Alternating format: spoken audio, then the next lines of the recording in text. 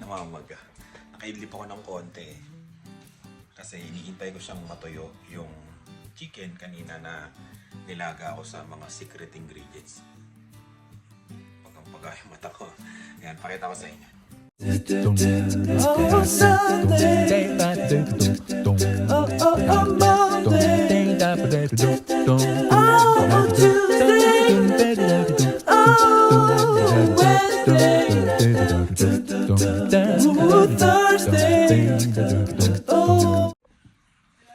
Yan, may secret ingredients din naman eh. Yan oh. Ginaya natin yung yung Max fried chicken. Yan. Napahiram ko na yan kanina, tapos yun pinatuyo ng konti. Tsaka na natin ipiprito dito sa kawali ng Pilipinas. Wala eh, nag-crave ng Max fried chicken eh. Tapos gagawa ko mamaya ng parang french fries niya, parang Max talaga, di ba, sa gilid. Patatas. Hindi ko lang alam kung kamote nilalagay nila doon o patatas. Sa atin, patatas na lang. Yeah. Di ba? Parang nabalitaan ko yata, nagsara na daw yung Max. Saan bang yun? Calgary pa yun o Edmonton o Winnipeg? Yan, no? Comment nga kayo dito. Yan, no? Comment kayo sa vlog na to. Kung totoo ba talagang nagsara yung Max dito sa Canada. Lagay na natin.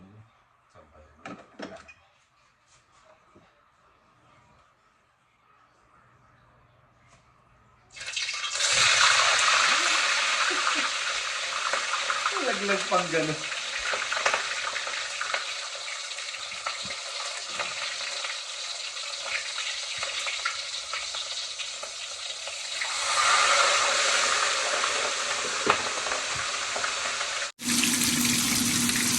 Ayan lang siya.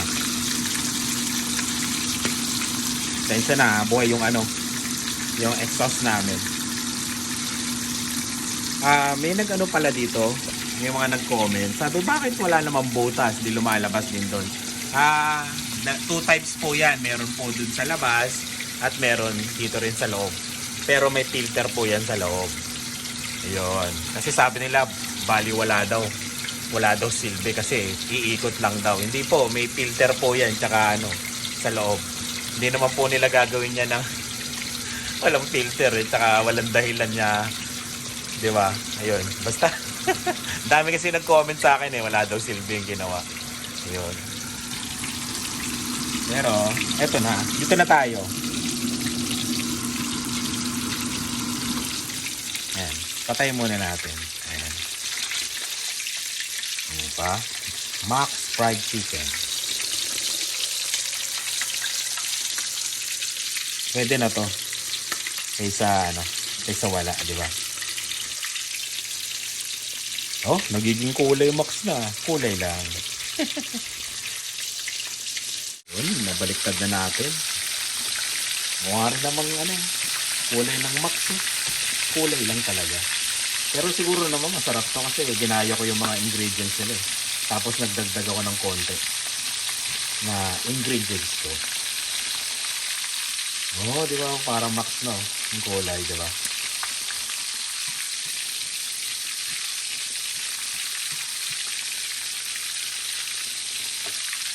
Mahina yata yung apoy ko pero okay na yan para hindi masunog. Yun, pwede na sa first try. Di ba? Tapos magluluto na lang kami ng sabaw. May hipon kaming konti dyan tapos yun, isisigaw ko na lang yan. Kain tayo. Pwede na. Good morning. Baon. Tapos kain tayo ng kulit ang takip namin, no. May dumi pa sa ibabaw. Ito yung lumang namin pressure cooker.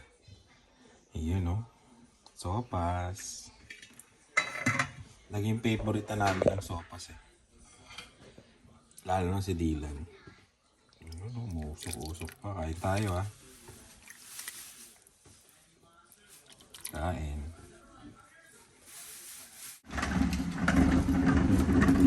kulay green, ibig sabihin mga basurang nabubulok. Wala lahat ang sasakyan nasa trabaho na silang lahat. Yun, double check natin yung pintuan. Dito tayo ngayon magpapaayos ng rehistro natin sa kakilala natin. Yun, sa Anderson. Yan dito tayo sa sa may Pilipino si Nash. Hello. Matagal ko ng kaibigan to. Yan. Nasaan si Si John. Tatrabaho. Galing silang Singapore. Tapos yun, nag-apply sila dito. Diba? Ang galing, diba? Walang background ng insurance. Pero apply lang ng apply. Tapos, yun, within parang mabilis lang tinawagan nila ako. Tapos sila nag-provide lahat ng pag-aaral. At hanggang makakuha ko ng lisensya. Galing, no? Magaling to si Nash Dito kayo Mamaya papakita ko yung address para dito kayo pupunta kung may problem. Kung may kailangan kayo sa lisensya, sa lahat. Sa home. Tenants, ayun. Lahat. Hanapin nyo lang si Nash. Pagpasok nyo dito, yan na kagad si Nash. Di ba? Correct. Sikasuhin nyo lahat yan. Na walang kaproblema. Di ba? Huwag lang kayong masakit sa ulo na maraming mga huli. Hindi ko kayo kayang tulungan doon. Pero kung maayos naman, parang si Kuya Mark. Di ba? Yung, salamat. May libre pang lalagyan. Salamat Nash. Kuya. Ingat. Bye. Yun, saglit lang. Kumuha ng rehistro. Ilang minuto lang yun, di ba? Ayan, dito to sa... Ayan. Teka lang, may card na binigay sa akin. Pakita natin. Nasa driver's license mo? Ay, oo nga, nasa yung driver's license ko. Ay, ito, nasa akin pa. Ulianin. Ito hanapin nyo lang si Nash. Hanapin nyo siya. Ayan, may contact number. Tapos, yun. Sa HK Henderson, yun. Pag may mga tanong kayo sa...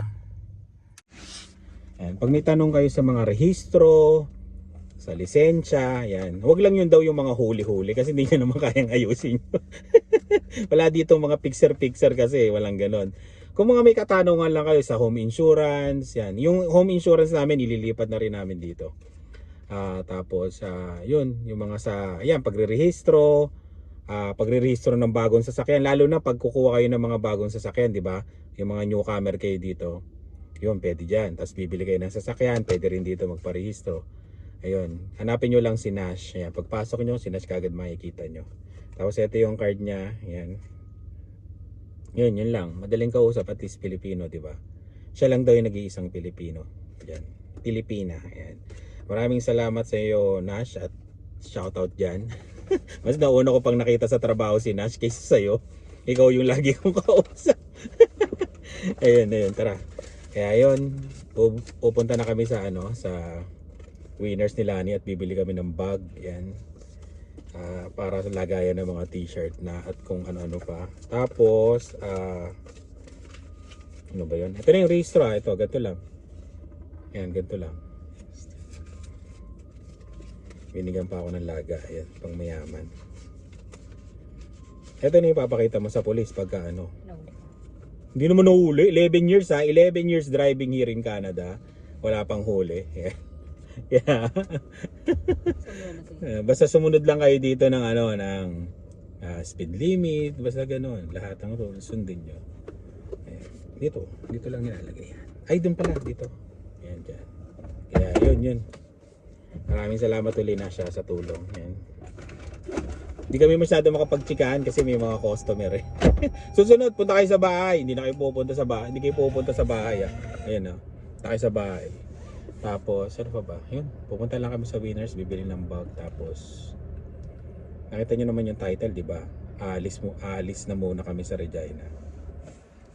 Kasi, pupunta kami ng Calgary. Yan. Magkita-kita tayo bukas. Yan, bukas sa Calgary. Nandiyan na kami. Friday, Saturday, October 4 and 5. Nandiyan na kami. Pero Thursday, nandiyan kami gabi. Yan. Kasi flight namin alas 5. Kaya, yun. Kaya yun yung title namin. Alis muna kami sa Regina para bisitahin kayo dyan sa Alberta. Ayan, di ba? Kaya let's go. Bili muna tayong bag. Ayan, ito yung downtown Regina. May mga building kami kasi maraming nagsasabi na wala daw building dito sa amin Tignan nyo po. Yan Medyo ano naman kami. Marami nagmamata sa Regina di ba? Ito yun. Dito yung parang business district nila. Pero ano muna, alis muna kami ng Regina. Saglit at babalik kami next week.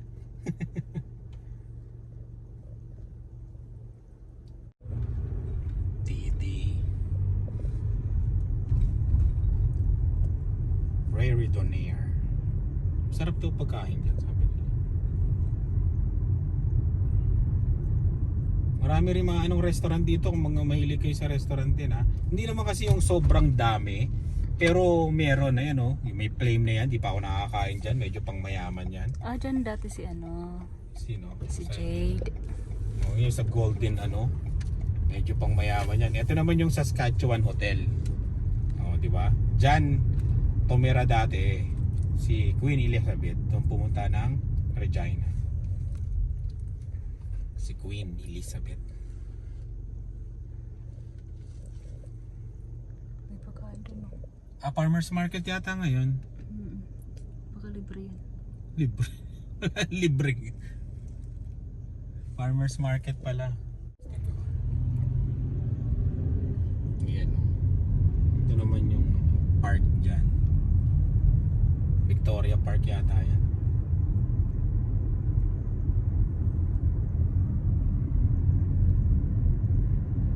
Yan nalibot kayo ngayon tuloy sa Regina Sarado kasi yung daan doon sa mall sa Cornwall namin.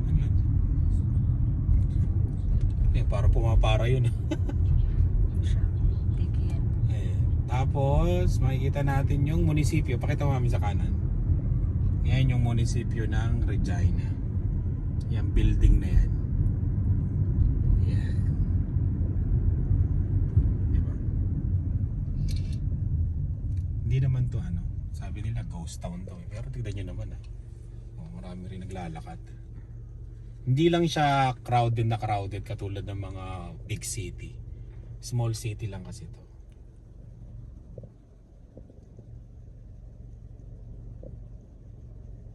Diba yun malamang nag-o-office yan. Ay dito rin pala yung office ng Regus. Ayun law firm.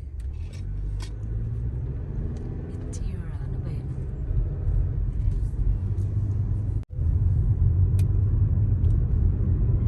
Ikot lang kami. Punta kami uli doon sa mall. Magpa-partner lang kami doon sa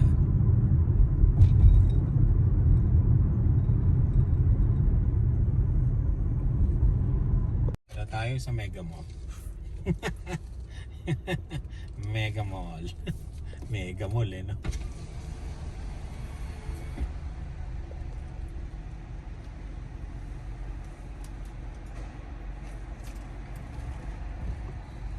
Ginagawa tong parkingan na to Siguro tinataasan. Pinapatibay lang siguro. Tinataasan. Muna tayo, mag-aabang tayo kay Lani. Yan. Kasi 15 minutes may bayad na yung parking. Dito lang tayo. Kasi bumili siya ng pagkain namin. Yung turo-turo na Chinese food. Yun yung goal namin lagi dito Pag bibili kami nun, kailangan within 15 minutes nakalabas na kami dito sa parkingan para hindi kami magbayad. Go, bilis.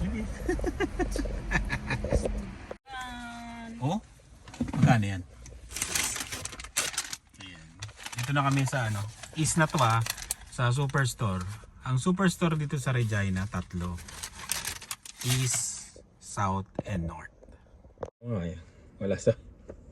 Tapos, 3 rin ng Walmart. Isang Best Buy, 2 Winners. Ayan sa mga nagtatanong maraming hotel. Marami rin kakainan. Hindi kasi kasi pag sinasabi mong konti lang yung kakainan, konti lang yung restaurant. Yun yung parang yung sa Toronto kasi ang laki, di ba? Ang laki ng marami kang pupuntahan.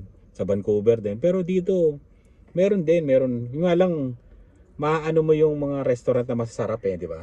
Mabibilang mo kasi, mabibilang mo. Hindi ka tulad doon, super competitive. Kasi konti lang naman kasi ang tao dito.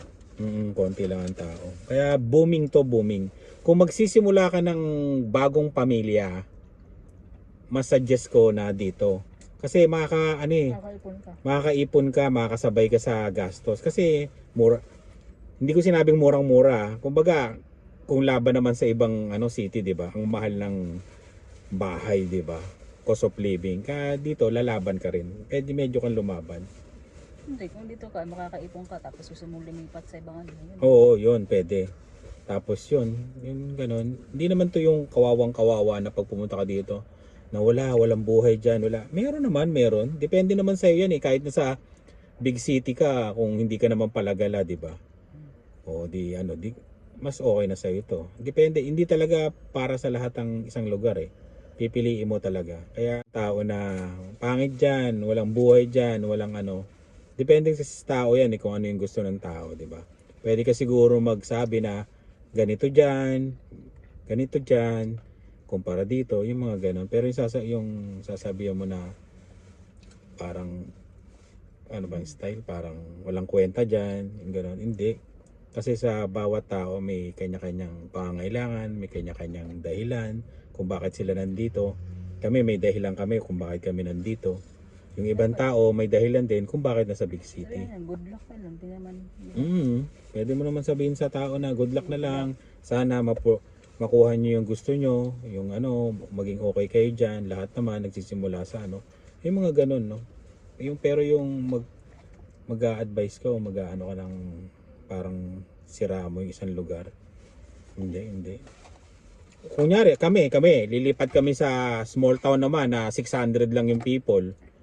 Siyempre, di ba, may magsasabi rin sa amin, okay na kayo sa Regina, bakit dilipat pa kayo dun sa 600 lang ang tao? Siyempre, kung gusto mo lumipat doon, siguro may gusto ka, di ba? May gusto ka na gusto mo lang talaga, tahimik, yung mga ganon, na wala talagang galaan, alam mo yung mga ganon. Depende talaga sa tao, depende. Ayan. Kaya yun, kaya na tayo. Naunahan na tayo nitong isa dito. Gusto ko, kakain ako. Marami rin Chinese food dito, Vietnamese, Indian, may pa nga, nakita natin yung Nepal, basta rin. Pero hindi talaga yung extravaganza. Walang seafood city dito. Walang Max. Pero may Jollibee. Nag-iisa to sa Saskatchewan, Jollibee. Dito sa Regina. Kaya kung Pilipino ka, may hanap mo ang Jollibee dito. Alam mo, Sold ka na. ako, sa tingin ko, seafood city lang ilagay dito. Ano na to? Pantay na to. Para sa akin, kung sa pananaw ko, pantay na to sa iba. Mami, no? Seafood city lang talaga. At saka yung mga TNT, yun, walang ganun dito. Pero mayroong mga Asian store, Filipino store, North, East, Southwest, yan, meron yan. Asian store, yan. Pero yung, yung TNT, yan, yun ang wala dito. May mga sinihan, yan. Costco, magiging dalawa na. May Costco dito, isa. Yun, ano pa ba? Yun, marami rin kasi nagtatanong eh. Ayun, depende talaga sa tao eh.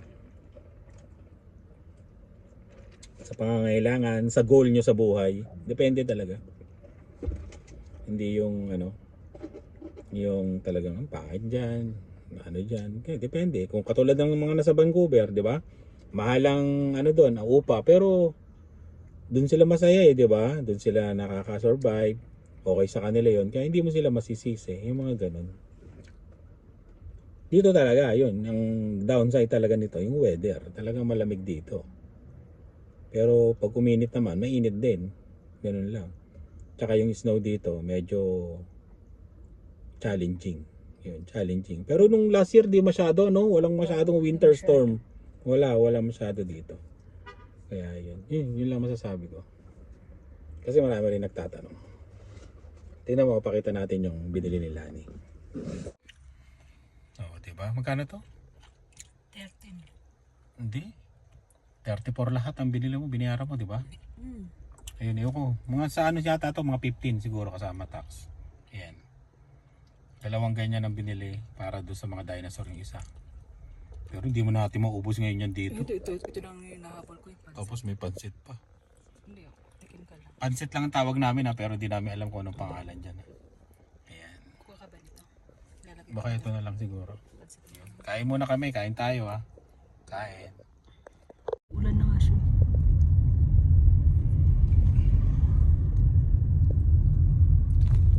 east side ng Regina.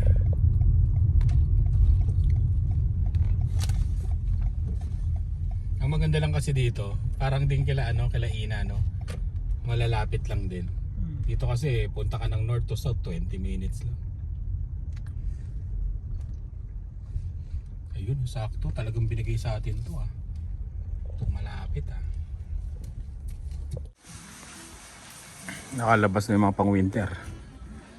Ayan na. Winter na talaga. Ako nito. Parang ito lang gusto kong bilhin para pang matagalan lang. 119. Ito. Itong roots oh. Ito na lang kaya. 119. Mas malaki to. Tingin-tingin ako 100 lang eh. 100.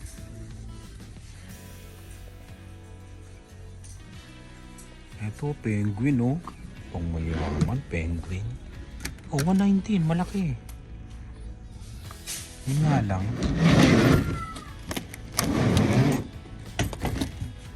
Baka mabigat na to. Ang ganda. Kailangan 23 lang, di ba? Pwede to, pwede. Pag nag-camping din kasi tsaka road trip, di ba? Penguin. Ito na lang. Dati siyang 220 oh.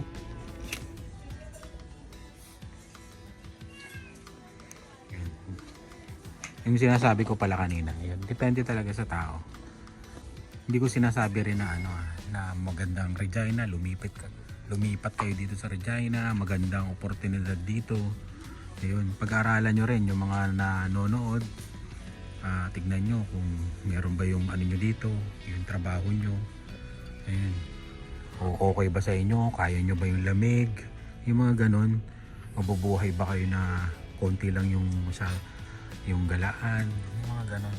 Kaya yun, timbang-timbang lang din bago pumunta sa lugar na gusto nyong puntahan at lipatan. Yung clearance. Anong clearance? Wala naman.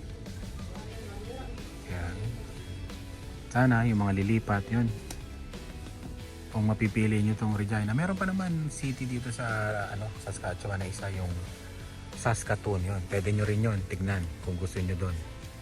O kaya tignan nyo rin yung Manitoba, ayan, Alberta, ayan, pwede nyo tignan yun. O kaya Atlantic, yun. Ito 99 no? Ano tong 99 na to? Dating 140. Pero ito maganda to eh. Dati siyang 220 eh. Tsaka malaki oh. Diba? Pwede na to. Ito na lang.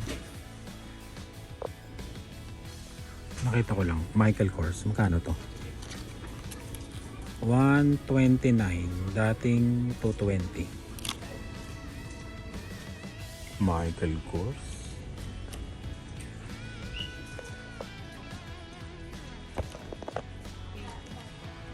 Gano? Gano to? Ang ganda to eh, no? Balahiyo, para kang aso nito eh. Steve Madden. 80. Saan mo nakita? Basta daw 80. Sabi ni Lani. Saan tinignan? Ayun, sa baba. 80 nga. Dating 109.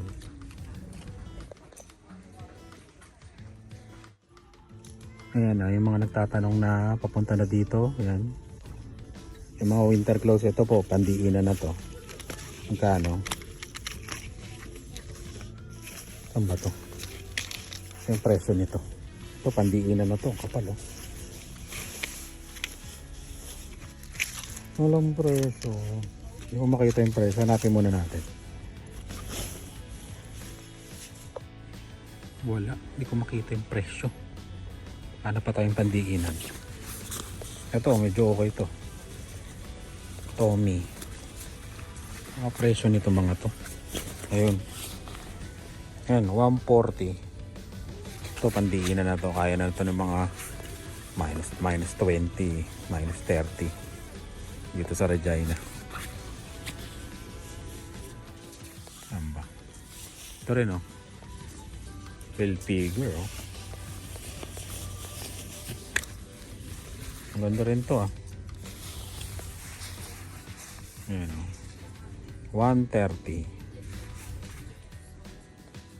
Maraming pagpipilian dito. Dito lang kami bumibili ng ano, winter clothes namin. At yung mga bata. Kasi makaka-timing ka ng mga gaganda. Ito, only sun. Merong mga 50 lang dito minsan. Tsaga-tsaga lang kayo maghalongkat. Ito, maganda nga ito. Paano to? Ayan o, 60. Diba? Okay na to. Pandiinan na rin yan. Wala lang siyang hoodie. Oh, wala siya sa ano. Sa loob. Yung pang ano sa ulo, wala. Dami pa dito. Columbia. Ito, maganda rin yung tela nito.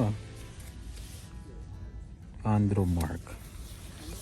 Ganda rin to ah. 100, dating 200. Ayan o. Okay din.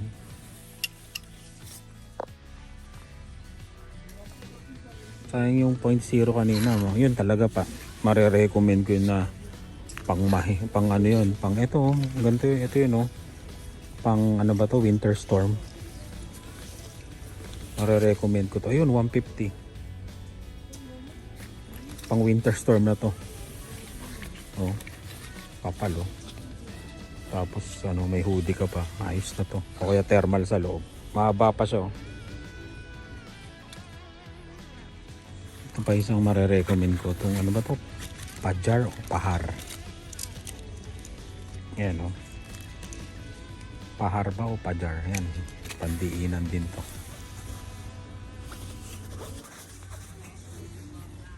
$199. Dating 400. Grabe.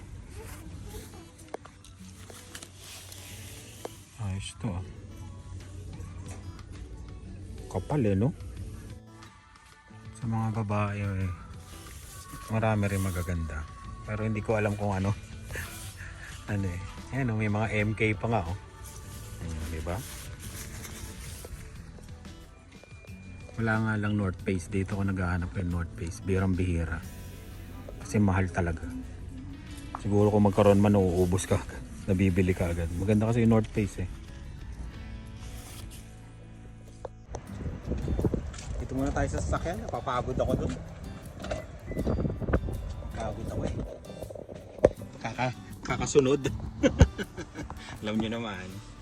Namimili pa si Lani. Dito na lang tayo maghintay. Yun lang, alis muna kami ng Regina para sa event yan. Tapos balik na lang kami dito ng linggo.